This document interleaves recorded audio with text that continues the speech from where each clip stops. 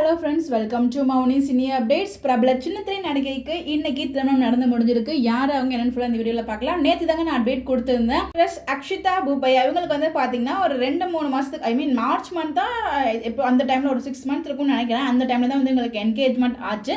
அந்த அப்டேட் நான் வந்து உங்களுக்கு ஷேர் பண்ணியிருந்தேன். அதுக்கப்புறம் ஒரு 2 days பேக் வந்து பார்த்தீங்கன்னா அவங்களோட wedding celebration, pre wedding celebration begins அப்படிங்கிற மாதிரி Day 1 அப்படின்னு சொல்லி அவங்க போஸ்ட் பண்ணியிருந்தாங்க. அதேமாதிரி நேற்றுக்கு உங்களுக்கு நான் ஷேர் பண்ணியிருந்தேன். பார்த்தா உங்களுக்கு இன்றைக்கி தாங்க மேரேஜ். ஸோ நீங்கள் மேரேஜ் நடந்து முடிஞ்சிருக்கு. இவங்க ஒரு ஆக்டரை தான் மேரேஜ் பண்ணிக்க போகிறாங்க.